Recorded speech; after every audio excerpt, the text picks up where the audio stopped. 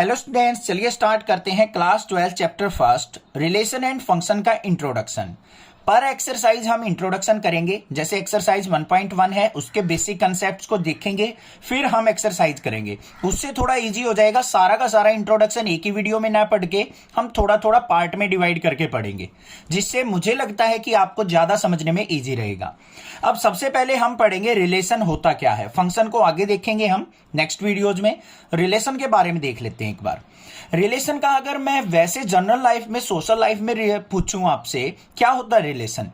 Relation का मतलब क्या होता है? जैसे चाचा का भतीजे के साथ रिलेशन, पापा का अपने बेटे के साथ, भाई का बहन के साथ, या फिर भाई का दादी के साथ है, दादा के साथ है, या हमारा मम्मी के साथ है, मामा के साथ है, इस तरीके के रिलेशन। ठीक है। ऐसे ही यहां पे क्या होता है, मैथ के अंदर एक सेट का दूसरे सेट के साथ रिलेशन होता है। अब सेट के बारे में तो आपने पढ़ा ही है, क्या होता है सेट। सबसे पहले हम सेट के बारे में ही थोड़ा सा पढ़ेंगे, बाकी क्लास 11th के अंदर आपने पढ़ा है।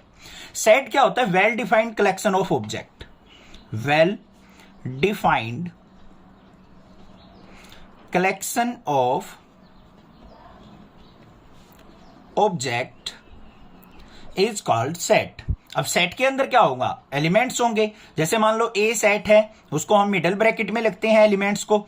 इसके अंदर एलिमेंट्स मान लो क्या है, 1 और 2 हैं। कोई अनदर सेट है बी, उसके अंदर मान लो एलिमेंट्स है 3 और 4। तो ए और बी का रिलेशन क्या कहलाएगा? देखो वर्ड रिलेशन की बात कर रहे हैं हम, तो ए और बी का रिलेशन कैसे निकलेगा? ए क्रॉस बी करके कार्टेशियन प्रोडक्ट कर दो तो ए का बी के साथ रिलेशन निकल जाएगा। कैसे निकलता है ध्यान से देखो। पेयर बनाओ, 1 का पेयर 3 और 4 दोनों के साथ बन सकता है, तो क्या लिखेंगे? 1 का रिलेशन 3 के साथ, 1 का रिलेशन 4 के साथ। फिर 2 का रिलेशन 3 और 4 के साथ भी हो सकता है भाई। 2 और 3 का रिलेशन, 2 और 4 का रिलेशन। ये बन गया हमारा रिलेशन ए और बी का। ये पॉसिबल रिलेशन हो सकते हैं हमारी। समझ में आ गई बात? क्लियर है? ये हमारी हो गई कार्टेशियन प्रोडक्ट। अब बात सुनो ध्यान से। रिलेशन एंड फंक्शन चैप्टर जो है ना, बच्चों को बहुत ज्यादा डिफिकल्ट लगता है, बट मैं ये कहता हूं नेक्स्ट क्लासेस से आप कंटिन्यूअसली पढ़ोगे ना, तो चैप्टर आपको बहुत हद तक 99% तक आपके माइंड में सेट हो जाएगा। 1% के लिए आपको खुद से भी मेहनत करनी पड़ेगी। ठीक है। अब बात आती है यहां पे मेन रिलेशन, जो वर्ड यहां पे यूज होता है हमारा चैप्टर नंबर 1 में, वो होता क्या है? रिलेशन। रिलेशन का मतलब क्या होता है? हमें कोई पर्टिकुलर कंडीशन गिवन होती है, उस कंडीशन के हिसाब से हम जो ए क्रॉस बी के एलिमेंट्स होते हैं ना, उनमें से कुछ वैल्यूज को पिक किया जाता है। ठीक है। वो हमारा क्या शो करके देता है? रिलेशन हमें बना के देता है। कैसे देगा? जो हमारा रिलेशन होगा वो हमेशा क्या होगा बच्चों? सबसेट या फिर equal to a cross b के। ये चीज ध्यान रखना, रिलेशन जो होगा हमेशा सबसेट होगा या फिर इक्वल टू होगा ए क्रॉस बी के। तो मतलब एग्जांपल देख लेते हैं। एक मान लो रिलेशन इज इक्वल टू हमें गिवन है एक्स वाई का, such that y is equal to 2x। ये मान लो हमें क्या दे रखा है? रिलेशन डिफाइन कर रखा है। समझ में आ गई बात? रोस्टर फॉर्म में। अब यहां पे क्या करना है? हमें इसको लिखना है। तो r इज इक्वल टू, यहां पे देखो बच्चों, y is equal to 2x। अब कोई भी वैल्यू लिखी जाती है, ये x होता है, ये y होता है। तो यहां पे रिलेशन में कौन सी वैल्यू हमारी निकल के आएगी? यहां पे ये वाली 2,4। जब x की वैल्यू 2 पुट करेंगे तो y की वैल्यू हमें 4 मिलेगी। तो एक वैल्यू यहां से हमने पिक कर ली, ये आ गया यहां पे रिलेशन के अंदर एलिमेंट। तो आगे ना बात समझ में। रिलेशन जो होगा हमेशा ए क्रॉस बी का सबसेट होगा, या फिर इक्वल भी हो सकता है। ये सारे के सारे एलिमेंट्स रिलेशन में आ जाए, ऐसा कोई रिलेशन दे रखा हो हमें। ठीक है। कैसे? एग्जाम्पल के तौर पर अगर मैं यहां पर बात करूं तो यहां पे तो नहीं बनता, बट यही चीज आपको पता लग गई होगी कि जो भी हमारा रिलेशन होगा वो हमेशा ए क्रॉस बी का या तो सबसेट होगा या इसके सारे के सारे एलिमेंट्स होंगे। ये चीज क्लियर है? अब दूसरी बात, अब आपको क्लास 11th में आपने छोटी सी चीज पढ़ी थी, डोमेन और रेंज। वो भी आपको थोड़ी सी पता होनी चाहिए। जैसे मान लो कोई भी वैल्यू लिखी जाती है 1,3। यहां पे क्या है? ये x की वैल्यू है, ये y की वैल्यू है। तो ये जो x होता है ये क्या होता है? हमारा डोमेन।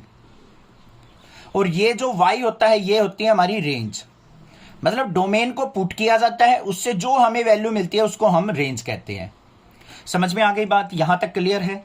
ठीक है। उसके बाद बात करेंगे हम टाइप्स ऑफ रिलेशन की, और मोस्ट इंपॉर्टेंट वही है इस चैप्टर के अंदर, इस एक्सरसाइज 1.1 के अंदर।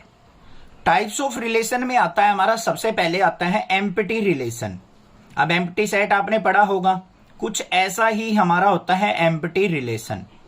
एम्प्टी रिलेशन से मतलब क्या है, अगर हमारा रिलेशन के अंदर कोई भी एलिमेंट प्रेजेंट ना हो, r इज इक्वल टू क्या हो, 5 हो, देन हम कह सकते हैं कि ये रिलेशन हमारा एम्प्टी रिलेशन है। अब जैसे हमने पिछले यहां पे पेज पे बताया था a क्रॉस b, उसके अंदर एलिमेंट्स क्या थे, 1,3, 1,4, फिर 2,3 और 2,4, ये एलिमेंट्स थे हमारे a क्रॉस b के अंदर बच्चों।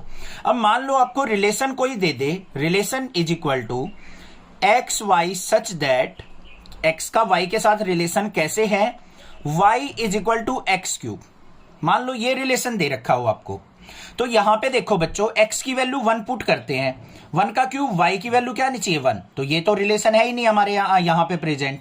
तो यहां पे हमारे पास चारों में से कोई भी वैल्यू ऐसी प्रेजेंट नहीं है जो y is equal to x cube को सेटिस्फाई करती हो, कि x की वैल्यू पुट करे और y की वैल्यू क्यूब होके आ जाए। देखो यहाँ पे ये x है, ये y है, ये x ये y, इस तरीके से तो कोई भी रिलेशन यहाँ पे सेटिस्फाई नहीं हो रहा, तो हमारा रिलेशन के अंदर एलिमेंट्स क्या हो जाएंगे, नल, या फिर रिलेशन इज इक्वल टू क्या होगा हमारा 5, तो इसको कहेंगे एम्प्टी सेट। समझ में आगे बात क्लियर है। उसके बाद आता है यूनिवर्सल रिलेशन, क्या होता है, सेकंड यूनिवर्सल रिलेशन।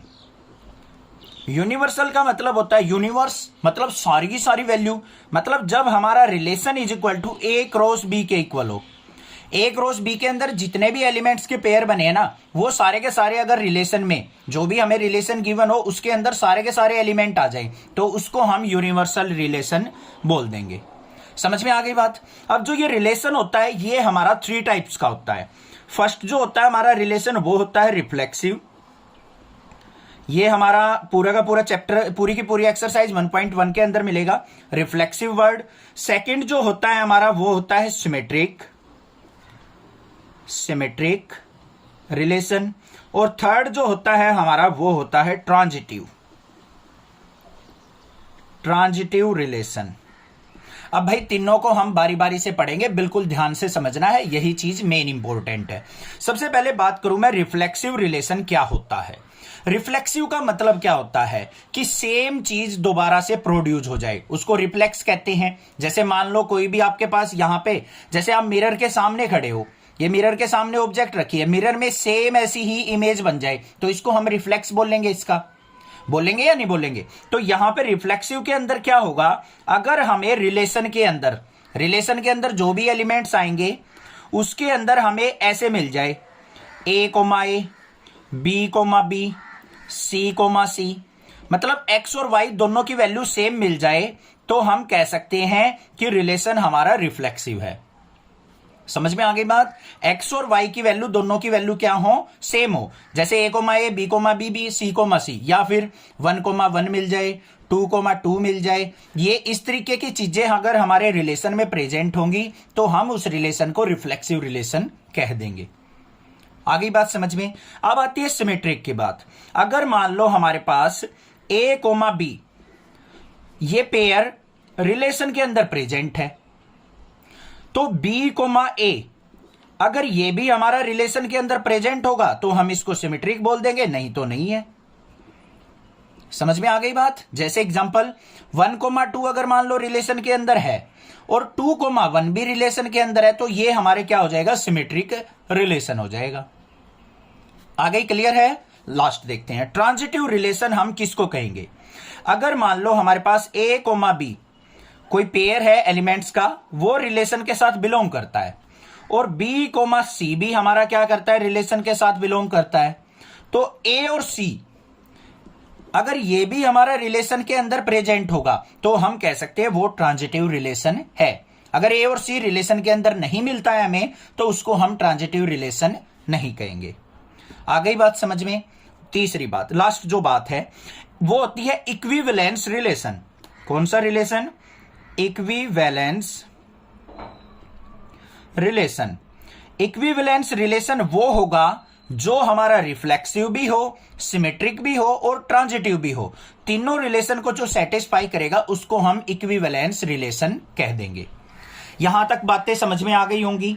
वीडियो एक बार दोबारा देख लीजिएगा, बाकी क्वेश्चंस करेंगे, वहां से आपको 99% आपका सारा का सारा डाउट क्लियर हो जाएगा। बट जो मैंने यहां पे बताया है इस वीडियो के अंदर, वो कंसेप्ट आपके माइंड में रहना चाहिए, ठीक है। उसके लिए हम वीडियोज के अंदर एक्सरसाइज के क्वेश्चन देखेंगे, वो नेक्स्ट वीडियो में आपको मिल जाएंगी प्लेलिस्ट से, नेक्स्ट वीडियो ही। चैनल को सब्सक्राइब कीजिए, लाइक कीजिए और ज्यादा से ज्यादा शेयर कीजिए। Thank you students for watching next classes video.